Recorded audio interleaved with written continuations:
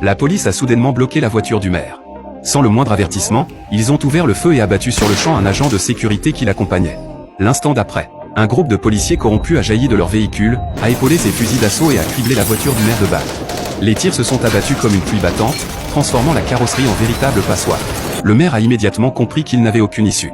Tremblant, il a sorti son téléphone, à l'intérieur se trouvait une liste de criminels capables de faire vaciller tout le système. Il a tenté de remettre l'appareil à l'agent Kelly, assise à ses côtés. Mais avant qu'il n'ait pu terminer sa phrase, des coups de feu ont de nouveau retenti. Maya a été touchée et s'est effondrée, perdant connaissance sur le champ. Un autre policier, paniqué à l'idée de mourir, est sorti du véhicule les mains levées pour se rendre.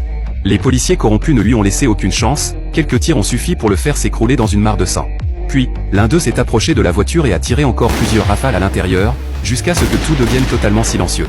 Convaincus qu'il n'y avait plus aucun survivant, ils ont rapidement quitté les lieux. Ils ignoraient pourtant une chose, Kelly était toujours en vie.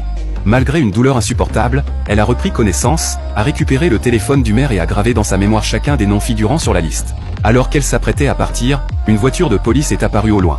Comprenant que le danger approchait, Kelly n'a pas hésité une seconde, elle a fait demi-tour et s'est enfoncée dans la forêt. Les policiers corrompus ont vite remarqué quelque chose d'anormal et se sont lancés à sa poursuite.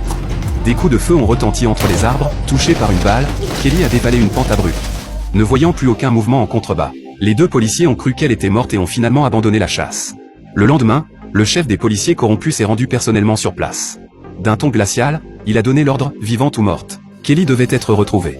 Il a conduit ses hommes au cœur de la forêt pour une battue méthodique. Peu de temps après, ils ont découvert, au pied de la pente, des morceaux de vêtements déchirés. Cette découverte a confirmé leur crainte, Kelly était toujours en vie. Le destin lui a alors offert une chance inespérée. Elle a été recueillie par un habitant du coin, qui l'a discrètement soignée chez lui. Après 2 jours de repos, elle avait retrouvé une partie de ses forces.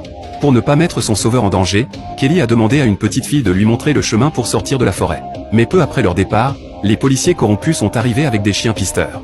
En retrouvant les vêtements de Kelly, ils ont rapidement repris sa trace. La fillette a soudain senti que quelque chose n'allait pas. En se retournant vers sa maison, elle a vu une épaisse fumée s'élever dans le ciel. Elles ont couru aussi vite qu'elles ont pu, mais la scène qui s'est offerte à elles a brisé la fillette, qui s'est effondrée, anéantie. Lorsque Kelly a aperçu les mégots de cigarettes jonchant le sol, elle a compris.